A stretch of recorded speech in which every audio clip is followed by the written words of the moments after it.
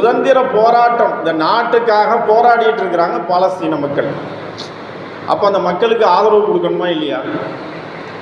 இப்போ வேற, அதாவது இஸ்லாமியர்கள் அல்லாதவங்க, சவுத் ஆப்பிரிக்கா இருக்கு இல்லையா, அது என்ன பண்ணுது, பாலஸ்தீன மக்களுக்கு ஆதரவு தெரிவிக்குதுங்க.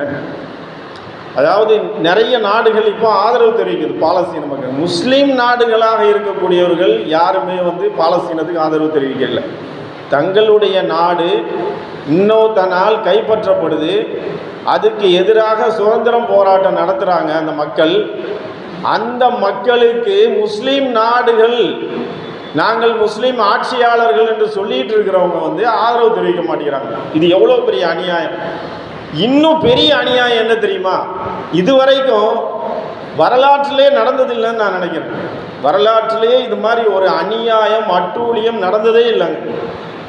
ஒரு நாட்டுக்கு சொந்தமான மக்கள் போராடுறாங்க, அந்த மக்களுக்கு உணவே கொடுக்க மாட்டேங்கிறாங்க.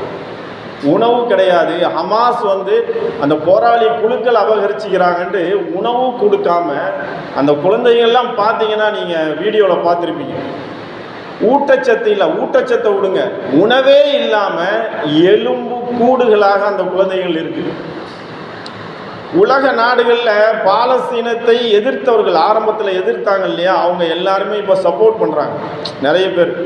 அது வேற ஒரு நோக்கத்துக்காக கூட இருக்கலாம். இருந்தாலும் இவ்வளோ பெரிய ஒரு அநியாயம், அட்டூழியம் பாலஸ்தீன மக்களுக்கு எதிராக நடத்தப்பட்டு கொண்டு இருக்கு. அடிப்படை தேவை என்னங்க? உணவு தானே. அந்த உணவை கூட கொடுக்காமல் தடுத்து வைத்து கொண்டு வானத்திலேருந்து இவன் உணவு போடுறான். என்ன அநியாயம், அட்டூழியம் நடந்து கொண்டு இருக்கு. வானத்திலேருந்து நீ யார் உணவு போடுவதற்கு?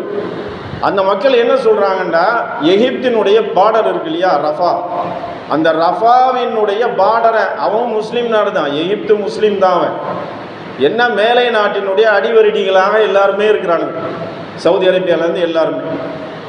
அந்த மக்கள் இந்த பார்டரை திறங்க, நாங்கள் போயிடுறோம், எகிப்துக்குள்ளே போகிறோன்னு அந்த மக்கள் போராடுறாங்க.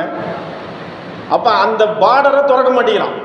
யார்? எகிப்து திறக்க மாட்டேங்கிறான். முஸ்லீம் நாடுன்னு நம்ம சொல்லிக்கிறோம். அவன் திறக்காமல் என்ன பண்ணுறான், அடித்து துரத்துறான்.